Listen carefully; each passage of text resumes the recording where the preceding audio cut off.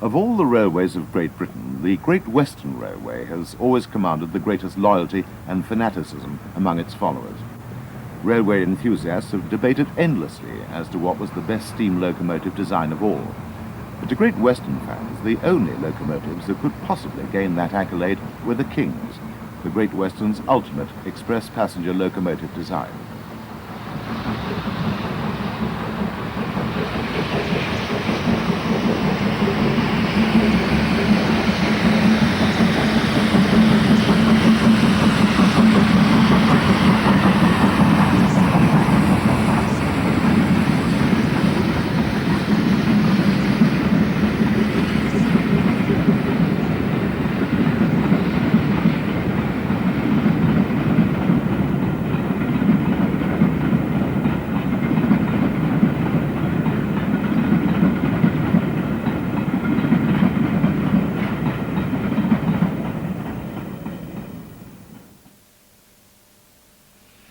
Our story of Great Western Express locomotives starts with two of those that survive today.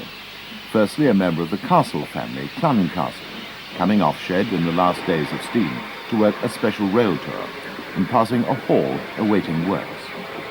She exhibits the final express passenger steam locomotive livery used by British Railways, lined Brunswick green, as does number 7808 Cookham Manor, a member of the smallest class of Great Western 460s. She's also preserved by the Great Western Society at Didcot.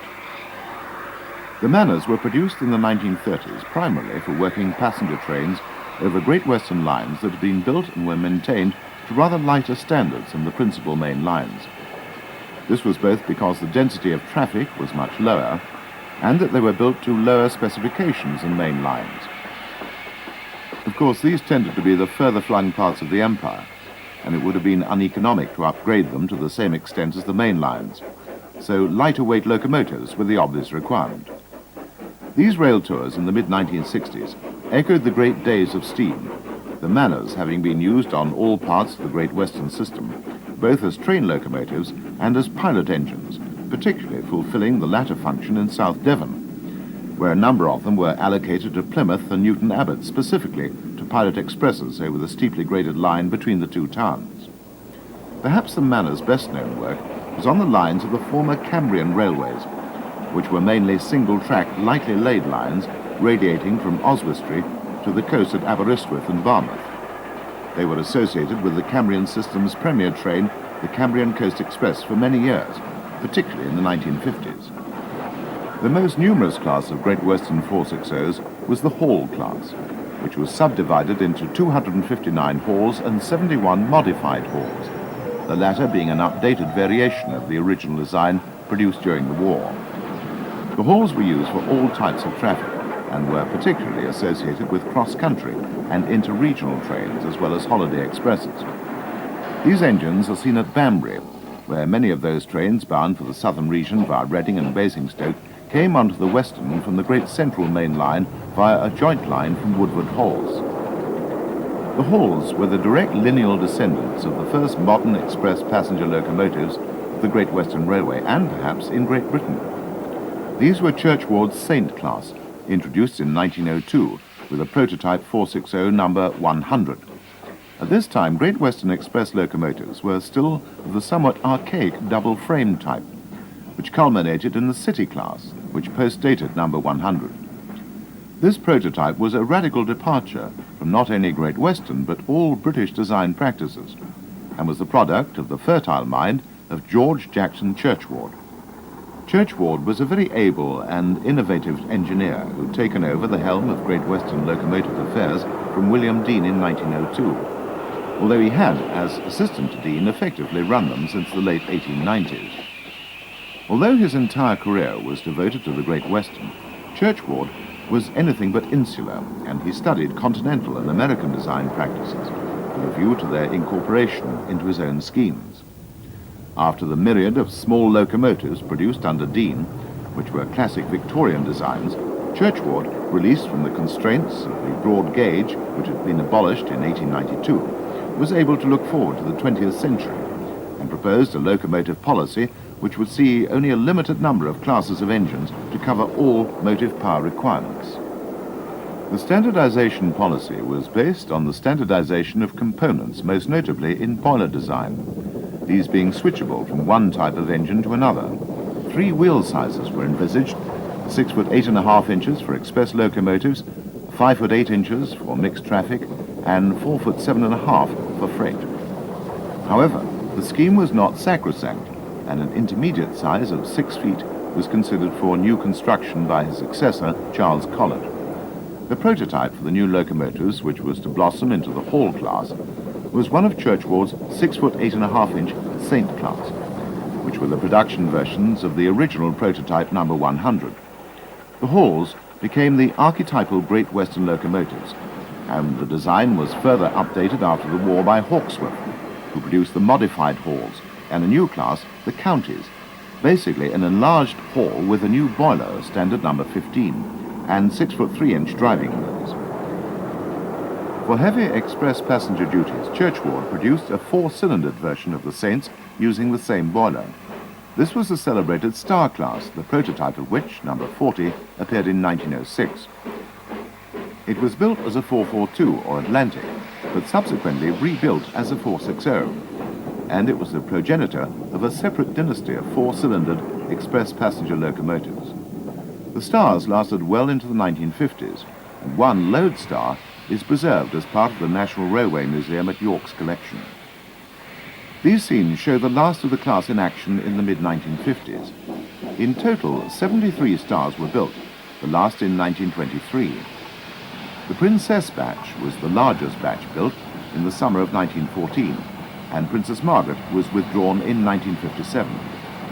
Like the Saints, they had the largest wheel size, 6 foot 8.5 inches, and also like the Saints, the design was taken as the basis of a much more numerous design by Church-Ward's successor, Collett. The new design used the same chassis, but with a new boiler, the standard number 8, which was used only on this class, the celebrated Castles. The only other visual difference was the side-windowed cab.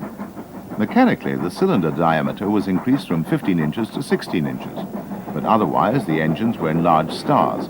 Indeed, 15 Stars were rebuilt into Castles. Originally, it had been intended to fit the Star chassis with the largest Church-Ward standard boiler number 7, which had been used on his mixed traffic 280 or 4700s. This had been envisaged by Church-Ward, but the subsequent design was too heavy, resulting in the slightly smaller number 8 design. Nevertheless, their axle loading was only just within the 20-ton limit, and they were the heaviest locomotives allowed on much of the Great Western system, and were coded red in the route restriction classification. Here we see a pair of them being used to test the strength of the Severn Bridge, which was normally out of bounds to them. The route classification system graded the various lines of the Great Western. The more important the route, the less restrictions being imposed upon it. Conversely, the heavier the locomotive, the greater the restrictions imposed upon it. The Castles, Stars, Halls and Counties were route restriction red, which referred to main lines, whilst the Manors were blue, which included the secondary main lines. Branch lines were coded yellow, and only smaller locomotives were allowed on these. The route restriction was displayed on the cab side by means of a coloured circle. There were many variations amongst the 171 castles, most notably the height of the chimneys. The lower version of the famous copper-capped Great Western chimney became the standard. The front cover over the inside cylinders was squared off, and the final major modification was the fitment of double chimneys to 67 of the locomotives between 1956 and 1961. One of these, number 7029 Cluncastle, was destined to be the last of the class in service, being withdrawn in 1965, after working the last steam-hauled passenger train out of Paddington in June of that year, or so it was thought at the time. Curiously, Cluncastle was never a Great Western engine, even though she was originally preserved in Great Western livery. Even more extraordinary is that she was put into traffic in May 1950, 2 months after the first of her class, number 4009 Shooting Star, by then renumbered and renamed 100A1 Lloyds, was withdrawn. Number 4009 was, of course, one of the rebuilt Stars and had originally been built in 1907. Construction of the castles ran from 1923 to 1950, during which time many variations, all minor, contributed to the last engines being different in many respects to the first. 40 locomotives were produced between 1923 and 1927, and 6 stars were rebuilt to castles. Construction didn't restart until 1932, when 10 more were added, sufficiently different to be known as the 5013 class. Production continued through the 1930s and included 10 more star rebuilds. By 1939, there were 132 castles. The final 40 were built after the war and known as the 5098 class. It's curious that as many were built after the war as were built new before 1930. The final development of the Great Western four-cylindered express passenger locomotive type was the celebrated King class of 1927, of which 30 were built between then and 1930. The first locomotive of the class went to America in 1927 and acquired an American-style bell on its front buffer beam. The design was an enlargement of the castle, with a bigger boiler, 6-foot 6-inch driving wheels, and a strange semi-outside frame front bogie. But outside frames lead us back to the next part of the story. Quite a number of the Great Western's express locomotives survive today. Most notable is the celebrated record holder City of Truro, the first 100-mile-an-hour machine in the world. Naturally, such an historic machine is owned by the National Railway Museum, who've allowed it to work modern steam expresses in recent years. Here we see it on a British Rail intercity special from Didcot to Stratford-upon-Avon.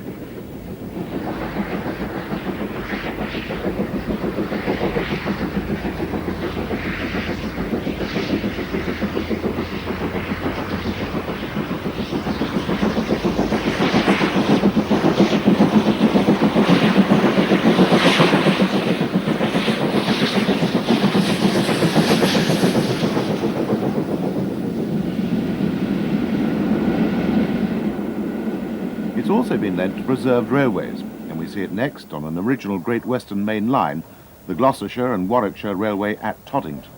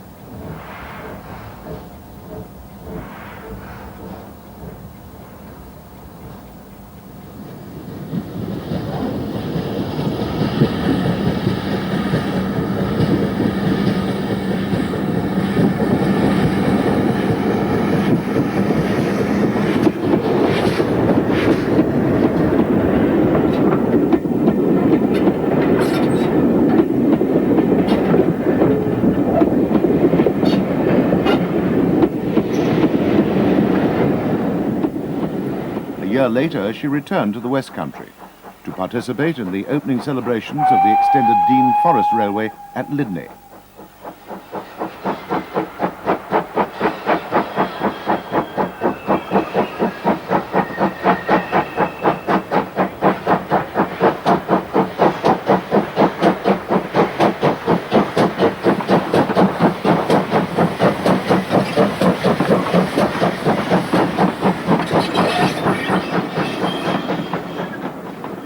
The engine is an example of the express locomotives of the early part of the century, marking the end of the first phase of Great Western locomotive design and the start of the final phase. She has a modern taper boiler on an archaic double-frame chassis. She was the 2000th locomotive to be built at Swindon, one of a class of 10 engines built in 1903. And a year later, she achieved 102 miles an hour on Wellington Bank near Taunton.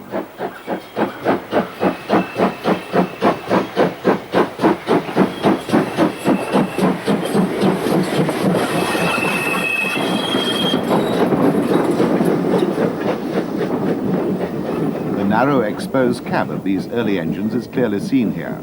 The only protection in bad weather was a canvas hood stretched between the cab roof and the tender.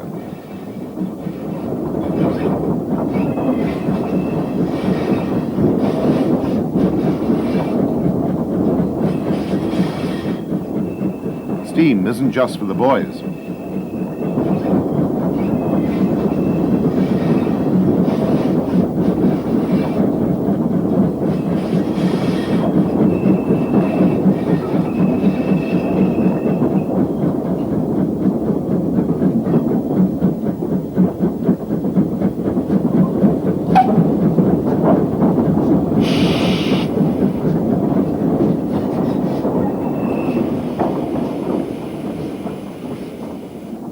Her mainline career for now ended in May 1992.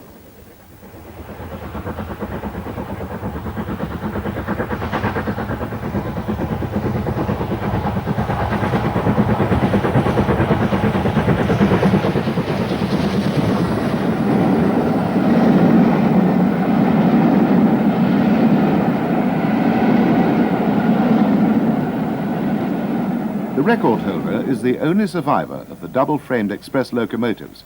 One other, a G.W.R. mixed traffic locomotive, is also preserved.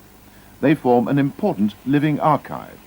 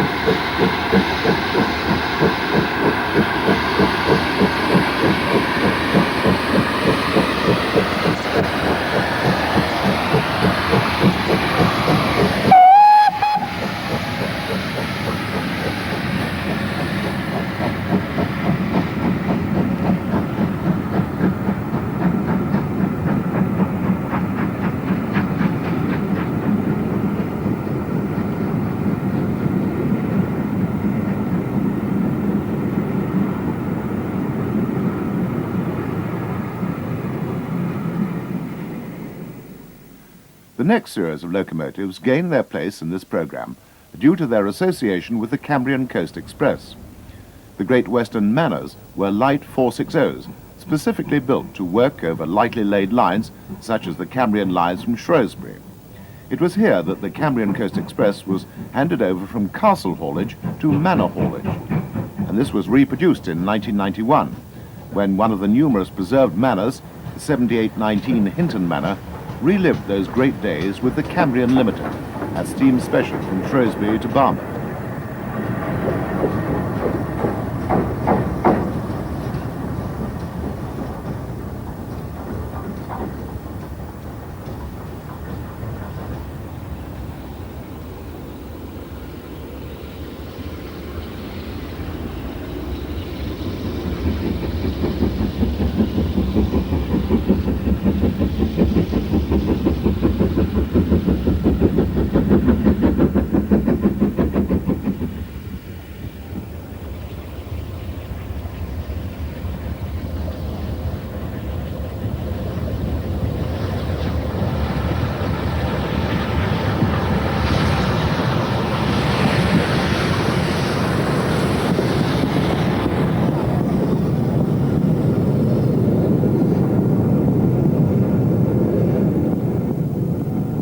The Manners are effectively the smallest Great Western Express locomotives, being built in the 1930s and 50s to replace the old double-framed engines. Hinton Manor was the last of the pre-war engines, built in February 1939. The Cambrian lines were their best-known haunts, but they were also used to pilot West Country expresses on the steep banks in South Devon.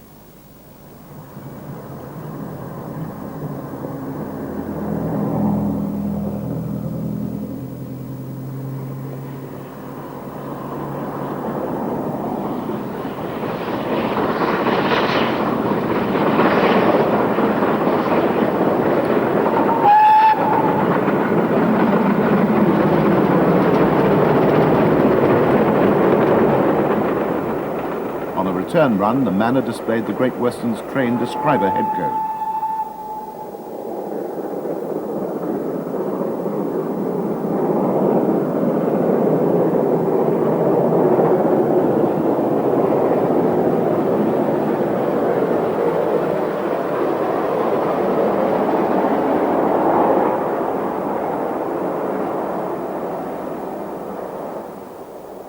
When not on the main lines, Hinton Manor can be found at home on the Severn Valley Railway.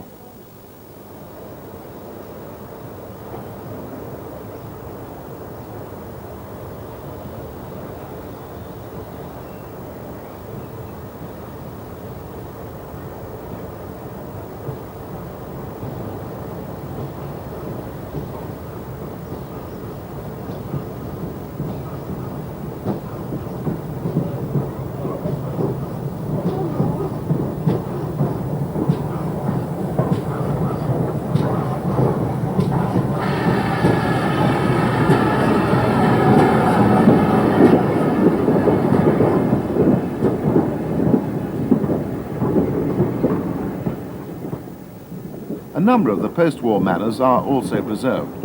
Foxcote Manor appeared in December 1950, built by British Railways. She resides on the Llangollen Railway alongside the River Dee. The engine is painted in British Railways Express passenger green livery.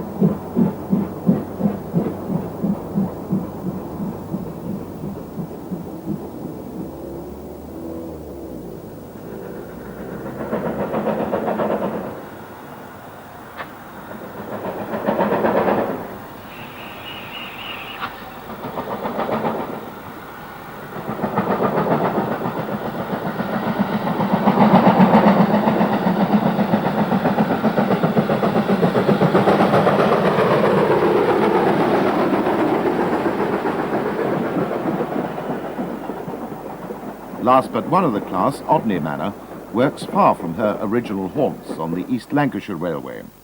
This gives her plenty of opportunities to work hard.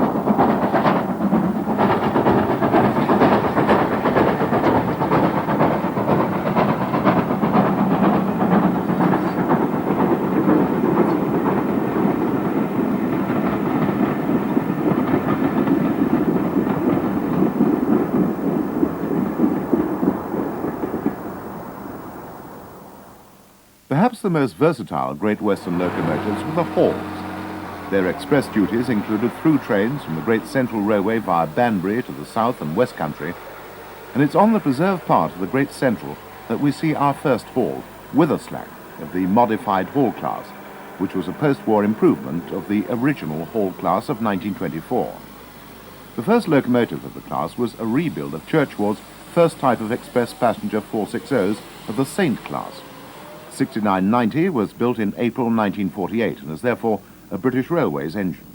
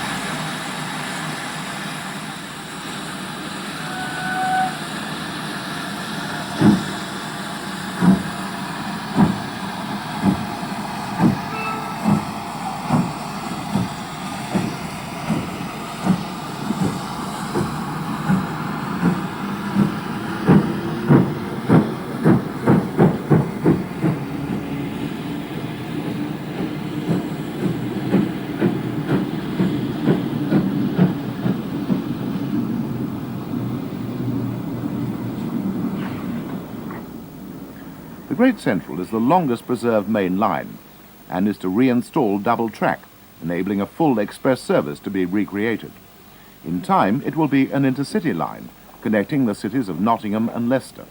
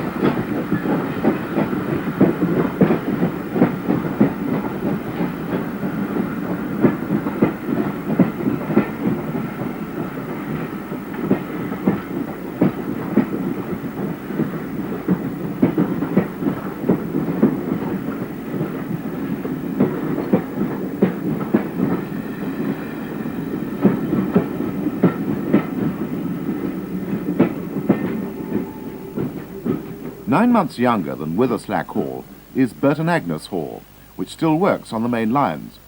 This is a Welsh Marchers Express, the Red Dragon.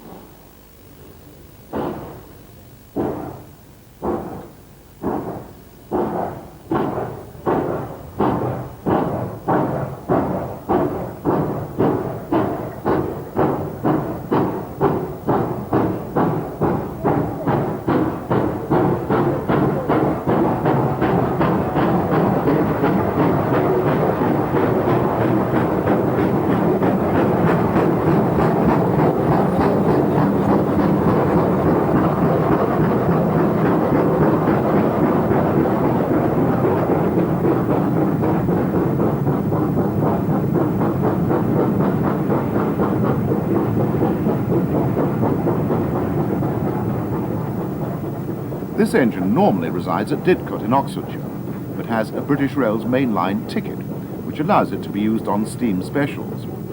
Great Western engines were wider than those of other railways, so the lines on which they can work are restricted to ex-Great Western routes, with one or two exceptions. However, their native lines give them plenty of challenges.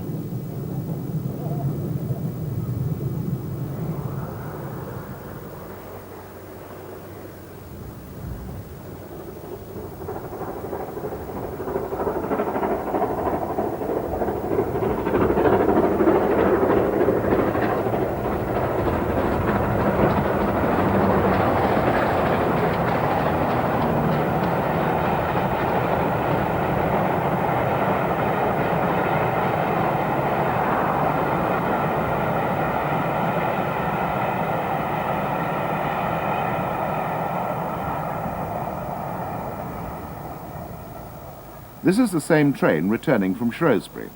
Halls were officially mixed traffic, but were to be seen on all kinds of work, especially on holiday expresses in the summer season.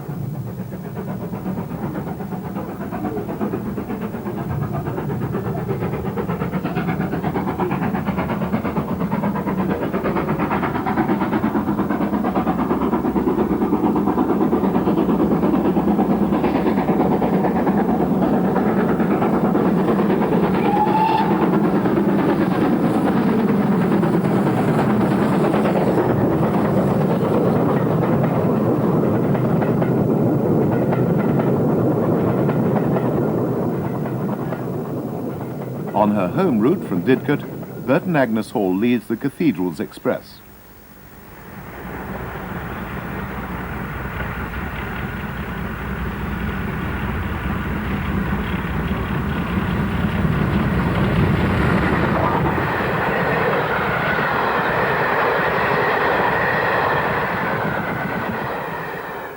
Great Western engines had a reputation for sure starting. Here's the proof.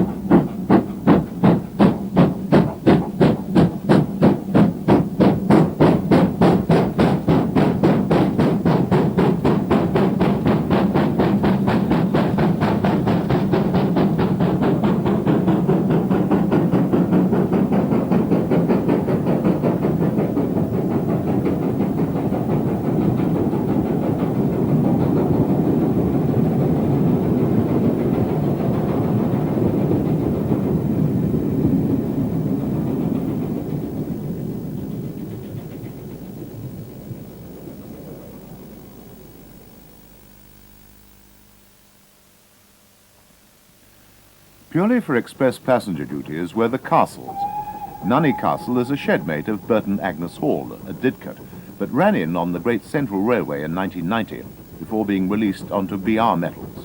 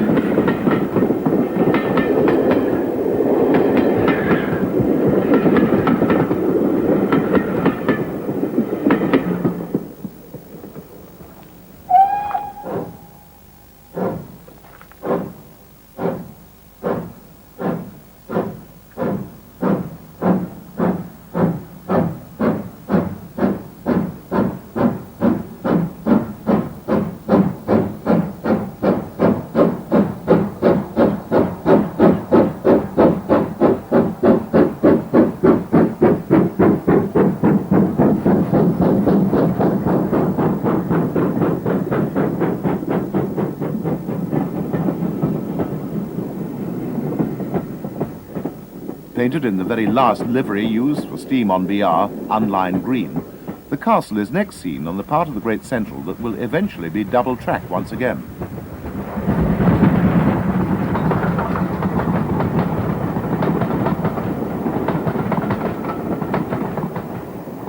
The loan to the Great Central was in preparation for a test run on British Rail, on another part of the Great Central route from Sheffield.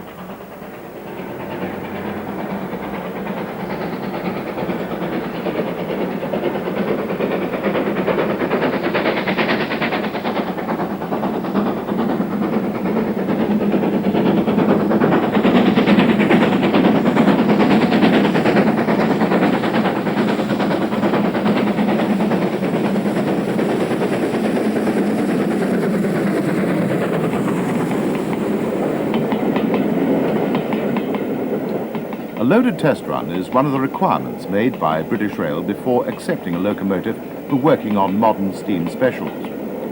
The test route via Sheffield from Derby is one of the few non-Great Western routes which can accommodate ex-Great Western engines.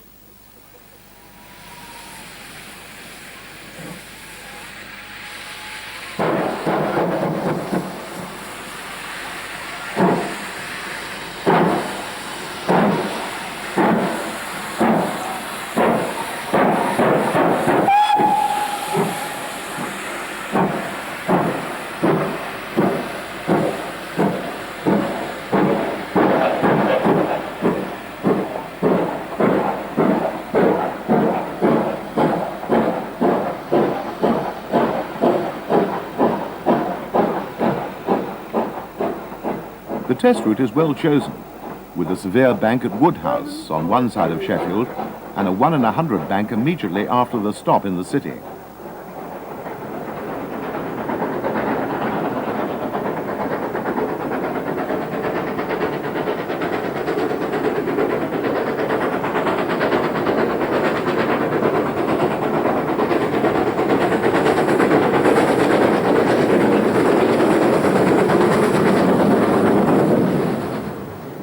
Having passed her test, Nunney Castle was repainted in the full glory of the original Great Western lime green livery and has become one of the most popular rail tour engines. Here she heads through the Chilterns with a train from Paddington to Stratford-upon-Avon.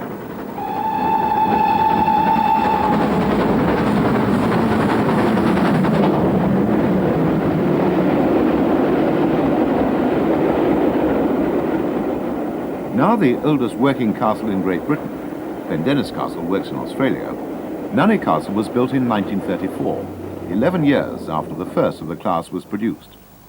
Most of her work today takes her over the Great Western's old main line to Birmingham via Bicester.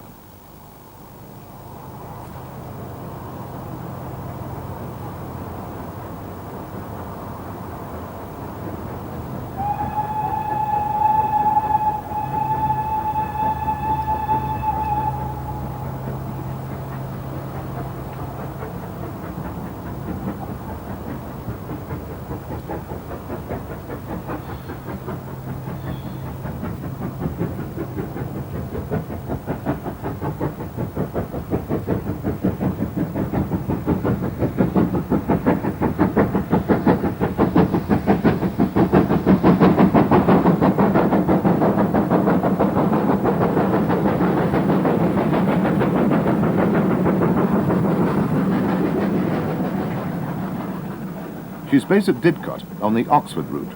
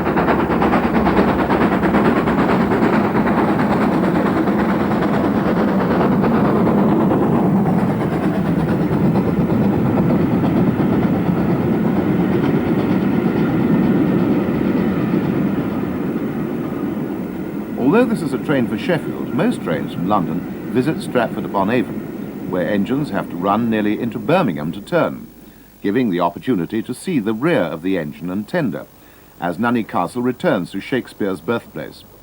The classic Great Western tender holds 4,000 gallons of water.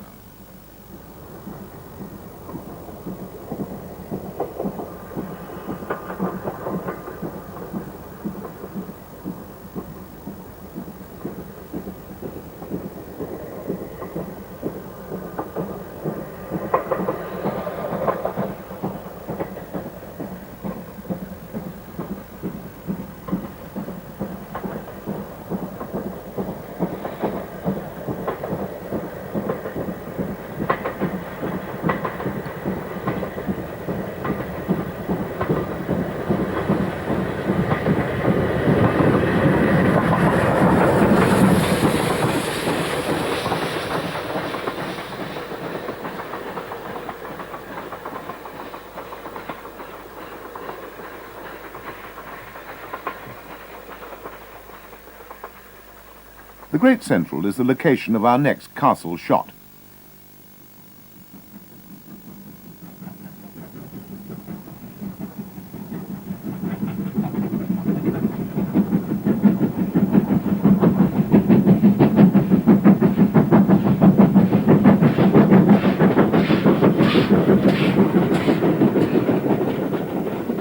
Finished in a slightly different Great Western livery, Defiant is another British Rail approved machine. She spent a while on the Great Central for running in after an overhaul, as had Nunney Castle, and as would Clun Castle, as we will see later.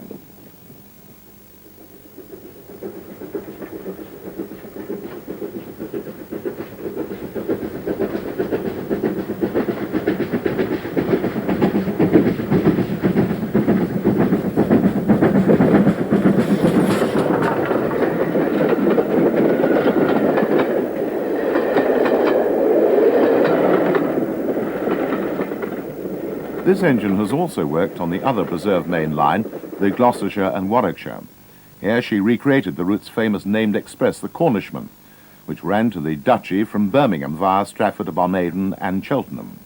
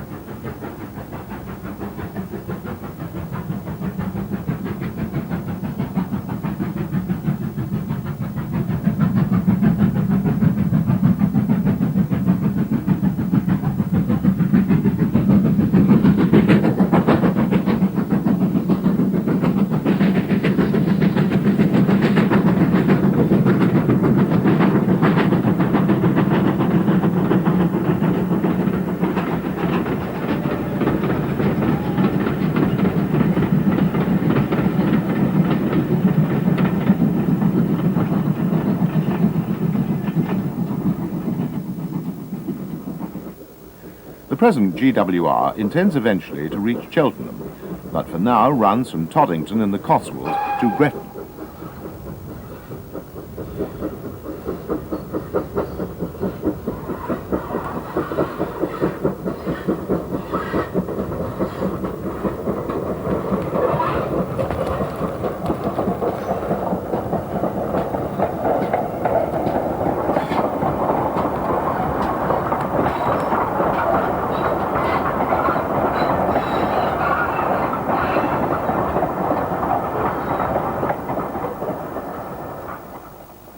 Defiant's home is Tyseley in Birmingham.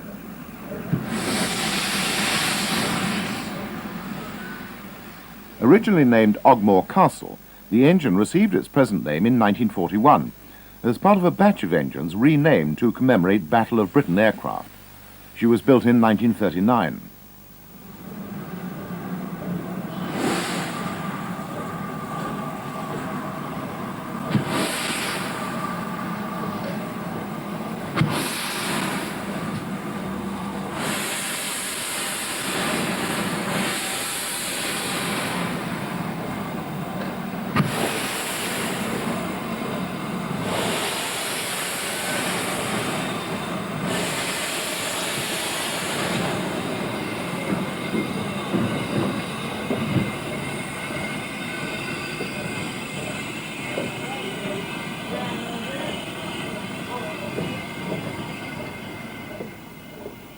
The letter D on a red circle indicates that the castles were of power class D and had a route restriction of red, which effectively meant they could only work on principal main lines.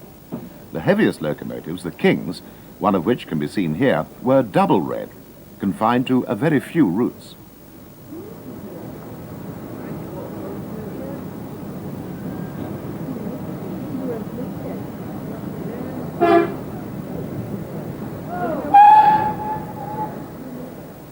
On this occasion, she was working on the part of the Cornishman's route that British Rail still operates.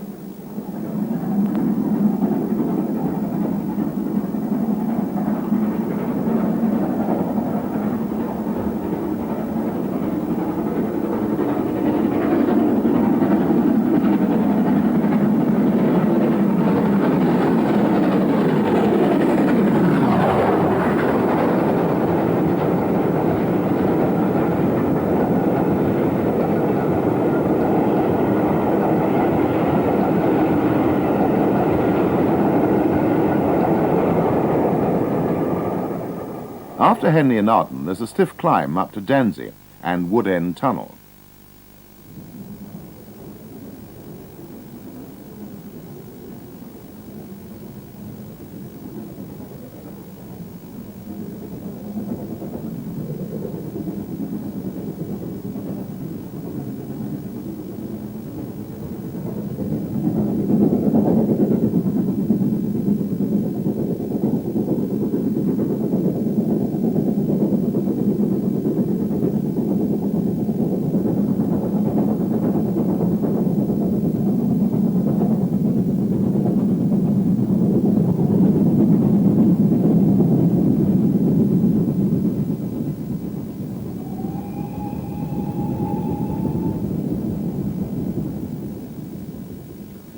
The Birmingham Railway Museum at Tyseley boasts a second restored castle, Clun Castle, which also had a main line certificate. Here she's working south on the main line from Birmingham to London.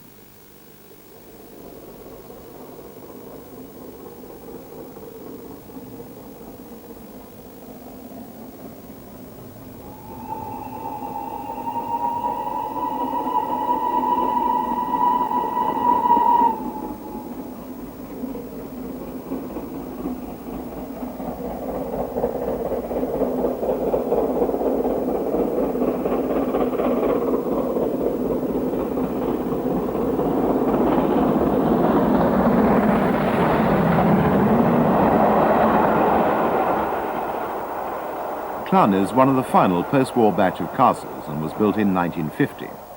She received all the modifications made to a long-lived design, most notably a double chimney. She's recently become the third preserved castle to grace Great Central Metals.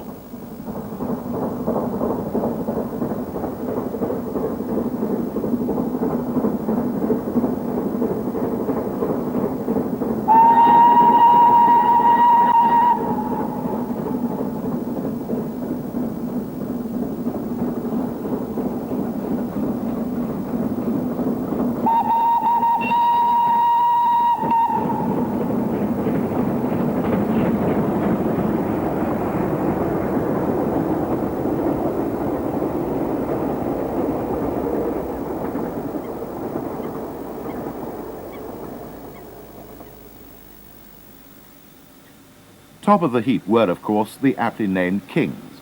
The prototype 6000 King George V has enjoyed a long preserved career, but has recently retired once again, leaving the flag to be carried by number 6024 King Edward I.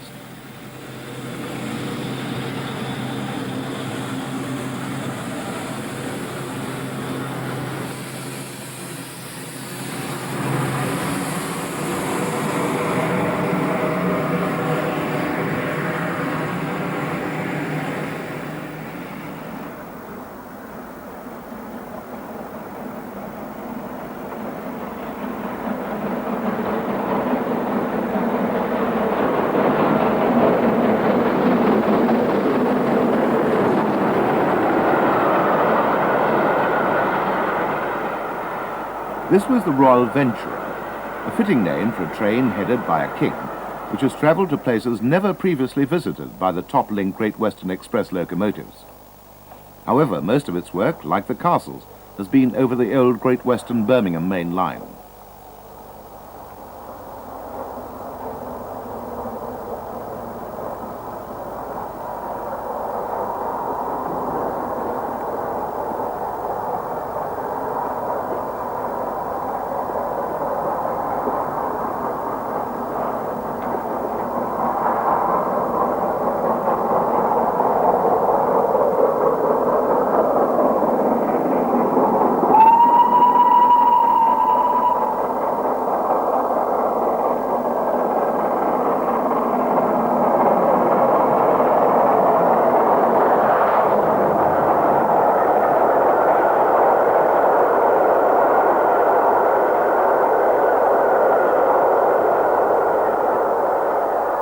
A king at night can be awe-inspiring.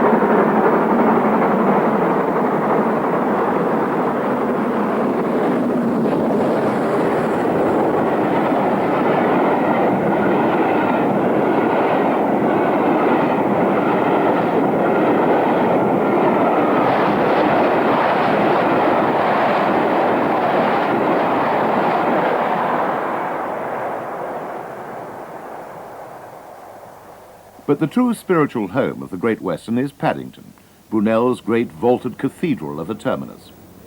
For For a brief period at the end of 1991 and the beginning of 1992, steam expresses returned to the capital, and Nunney Castle, city of Truro, and King Edward I recreated the Great Western atmosphere once again. We conclude with the King backing down to take a Great Western Express westwards, as in days gone by.